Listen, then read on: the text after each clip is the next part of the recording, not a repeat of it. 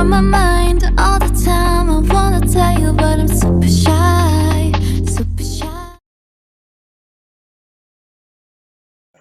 Menurut saya, pengelolaan hubungan sekolah dengan masyarakat itu sangat penting dilaksanakan karena akan tercipta kerjasama yang erat antara lembaga pendidikan dengan lingkungan sekitarnya.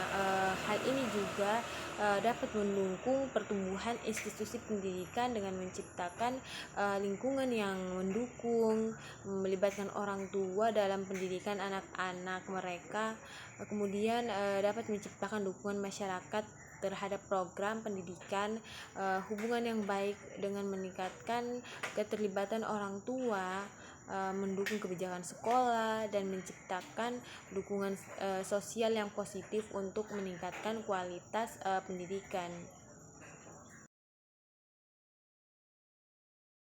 Jenis hubungan sekolah dan masyarakat melibatkan berbagai tingkatan kerjasama.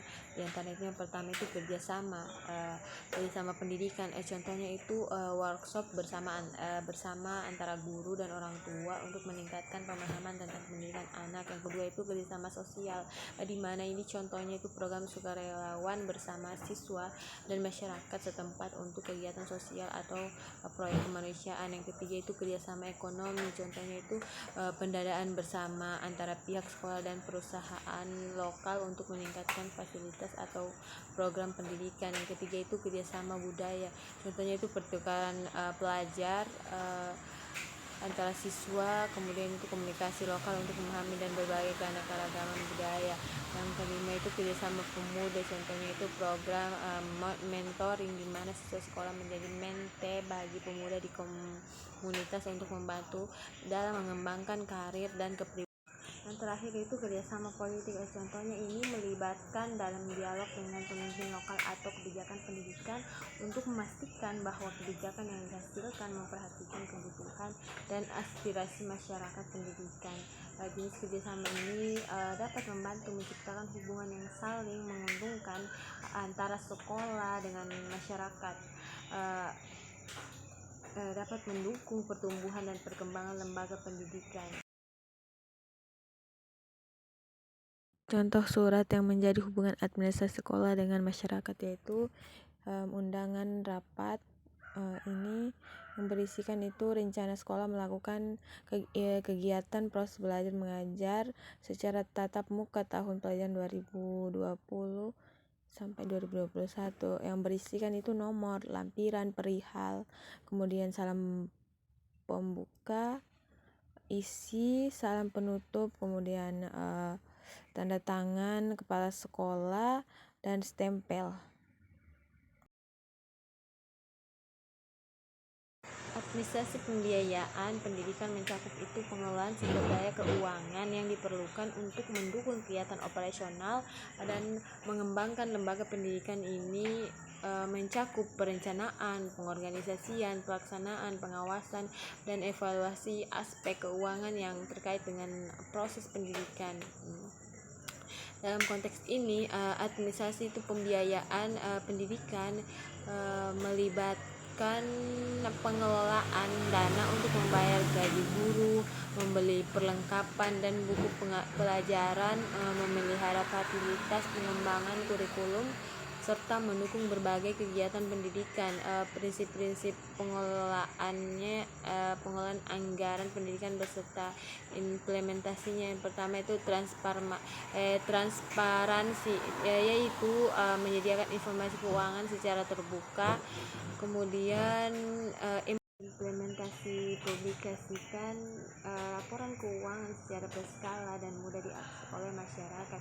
Yang kedua itu efisiensi dan efektivitas. Ini tuh mencapai hasil optimal dengan penggunaan sumber daya yang efisien. Implementasinya dia itu evaluasi program pendidikan dan alokasi anggaran untuk memastikan efisiensi. Yang ketiga itu partisipasi masyarakat.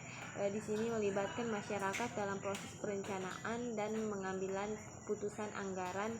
Implementasinya itu adakan pertemuan konsultasi dengan orang tua, guru, dan masyarakat setempat. Yang keempat itu akuntabilitas. Akuntabilitas ini menjamin pertanggungjawaban dalam penggunaan dana pendidikan. implementasinya itu dia menerapkan sistem audit dan evaluasi yang ketat. Ada beberapa upaya untuk memastikan pengelolaan anggaran sekolah berjalan dengan efektif. Kepala sekolah mungkin dapat mengambil beberapa upaya strategis. Yang pertama mungkin itu perencanaan anggaran yang matang. Ini tuh mengidentifikasi kebutuhan utama dan merencanakan alokasi dana dengan cermat berdasarkan prioritas pendidikan dan tujuan sekolah. Yang kedua mungkin itu dengan keterlibatan pihak terkait seperti melibatkan dewan sekolah, guru, orang tua, dan staf administrasi dalam proses perencanaan dan pengambilan keputusan anggaran. Mungkin yang ketiga itu pelatihan dan pengembangan kompetensi. Mungkin itu bisa memberikan pelatihan kepada staf administrasi terkait pengelolaan keuangan sehingga mereka dapat melaksanakan tugas mereka dengan efisien dan kompeten. Mungkin yang keempat itu monitoring atau evaluasi berkala. Mungkin ini melakukan pemantauan rutin terhadap pelaksanaan anggaran, mengevaluasi berkelanjutan program dan membuat penyesuaian jika diperlukan. Yang kelima mungkin memanfaatkan teknologi, menggunakan sistem informasi keuangan atau perangkat lunak manajemen sekolah untuk mempermudah pelacakan dan pelaporan anggaran. Yang keenam itu kerjasama dengan komunitas, mungkin bisa membangun kemitraan dengan komunitas lokal, organisasi nirlaba atau perusahaan untuk mendukung sumber pembiayaan tambahan atau program-program tertentu. Yang ketujuh mungkin dengan mengembangkan sumber dana alam mengembangkan sumber dana, mungkin bisa dengan mengembangkan sumber dana itu alternatif melalui dana hibah, donasi atau program kerjasama dengan pihak eksternal. Surat dinas merupakan komunikasi resmi dari sebuah lembaga atau instansi kepada pihak internal atau eksternal. Ada beberapa komponen yang harus ada di dalam surat dinas secara sistematis. Yang pertama itu kepala surat ini tuh menyertakan identifikasi lembaga atau instansi yang mengeluarkan surat, biasanya terletak di bagian atas surat. Kemudian yang kedua nomor surat dan tanggal, memberikan nomor identifikasi unik atau surat dan mencantumkan tanggal penerbitan surat. Yang ketiga itu perihal, di sini tuh menjelaskan singkat tujuan atau isi dari surat untuk memudahkan penerima dalam memahami kontennya. Keempat itu lampiran, jika ada lampiran perincian tentang dokumen atau informasi yang dilampirkan disertai dalam surat. Yang kelima itu alamat penerima, menyebutkan alamat lengkap penerima surat baik itu internal dalam instansi atau eksternal. Karena itu salam pembuka, menggunakan salam pembuka yang sopan, misalnya dengan hormat atau assalamualaikum. Terus yang ketujuh itu isi surat, bagian ini itu utama yang berisi informasi, instruksi atau pemberitahuan yang ingin disampaikan, disusun secara rapi dan jelas. Kemudian itu yang kedelapan penutup, ya. Penutup itu yang mengarah pada tindakan atau respon yang diharapkan. Yang kesembilan itu salam penutup, ungkapan kesopanan penutup seperti hormat saya atau sejenisnya. Kemudian itu 10 ada tanda tangan, tempat tanda tangan pihak yang membuat surat. Terus yang 11 itu nama atau jabatan, nama dan jabatan orang yang membuat surat. Yang ke-12 itu cap perusahaan atau instansi, cap sebagai tanda resmi dari perusahaan.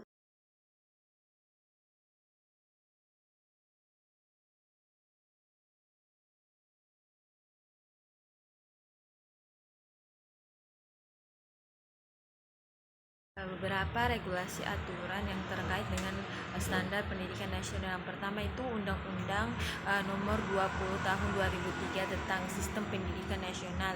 Ini itu merupakan dasar hukum utama yang mengatur sistem pendidikan di Indonesia, menyebutkan prinsip-prinsip dasar, struktur dan tujuan pendidikan nasional. Yang kedua itu Peraturan Pemerintah Nomor 19 Tahun 2005 tentang Standar Nasional Pendidikan SNP, menetapkan standar yang harus dipenuhi oleh lembaga pendidikan, melibatkan standar isi, proses dan penilaian pendidikan.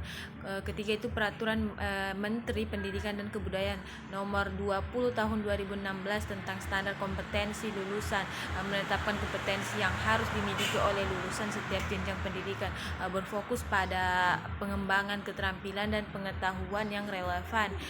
Yang keempat itu Peraturan Menteri Pendidikan Pendidikan dan Kebudayaan nomor 20 tahun 2016 tentang standar isi pendidikan dasar dan menengah, menyusun kurikulum untuk pendidikan dasar dan menengah, mengatur materi pembelajaran yang mencakup aspek pengetahuan dan keterampilan. Yang terakhir itu Peraturan Menteri Pendidikan dan Kebudayaan nomor 22 tahun 2016 tentang standar proses pendidikan dasar dan menengah, menetapkan proses pembelajaran yang efektif dan berkualitas, melibatkan pendekatan metode dan strategi pembelajaran yang sesuai.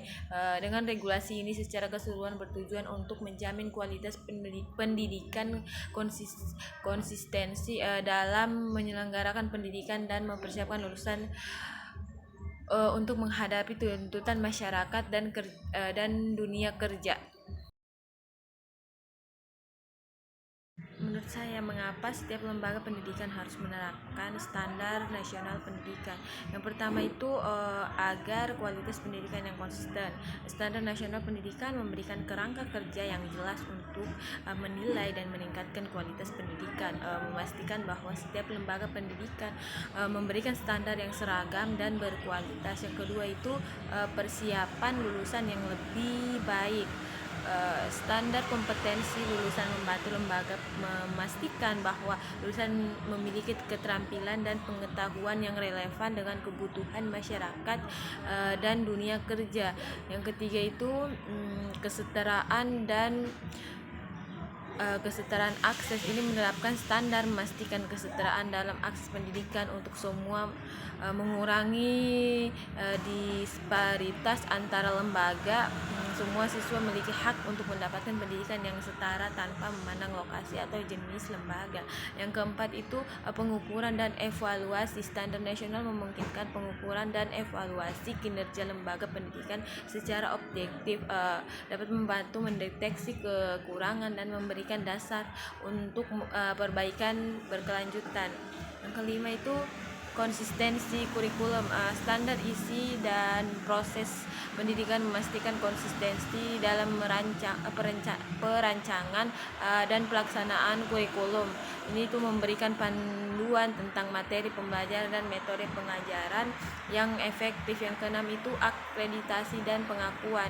Adopsi dapat mendukung proses akreditasi lembaga pendidikan yang merupakan bentuk pengakuan terhadap kualitas penyelenggaraan pendidikan, membantu meningkatkan reputasi dan kepercayaan masyarakat terhadap lembaga tersebut.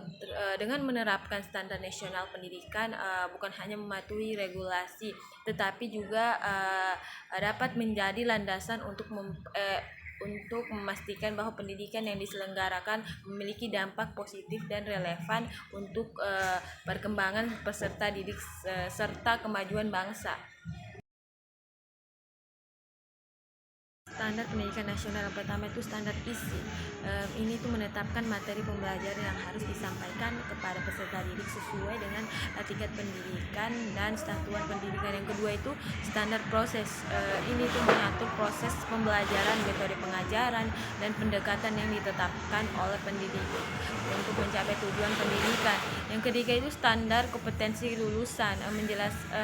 Itu di sini menjelaskan kompetensi yang harus dimiliki oleh peserta didik setelah menyelesaikan suatu jenjang pendidikan. Yang keempat itu standar pendidik dan tenaga kependidikan, mengatur kualifikasi, kompetensi serta tata kelola pendidik dan tenaga kependidikan. Yang kelima itu standar sarana dan prasarana.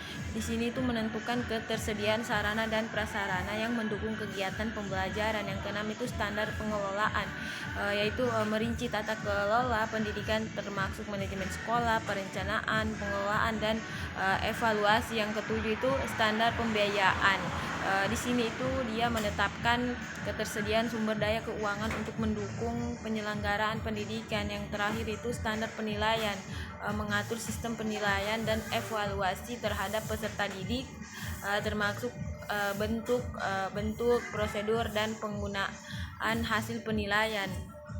Standar nasional pendidikan ini dapat menjadi alasan bagi penyelenggara pendidikan di Indonesia bertujuan untuk meningkatkan mutu pendidikan secara menyeluruh. Terdapat unsur pada administrasi sekolah yang harus dilaksanakan oleh sekolah sesuai dengan standar nasional pendidikan.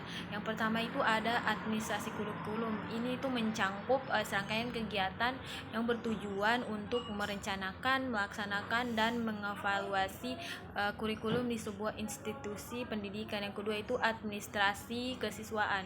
Ini tuh mencakup berbagai kegiatan yang berkaitan dengan manajemen dan pengelolaan aspek-aspek kehidupan siswa di lingkungan sekolah, seperti proses penerimaan siswa baru, terus pendaftaran dan pembaruan data siswa. Yang ketiga itu ada administrasi kepegawaian. Ini itu melibatkan manajemen dan pengelolaan sumber daya manusia di lingkungan sekolah atau organisasi organisasi pendidikan, seperti proses perekrutan calon pegawai, seleksi, dan penempatan yang sesuai dengan kebutuhan organisasi.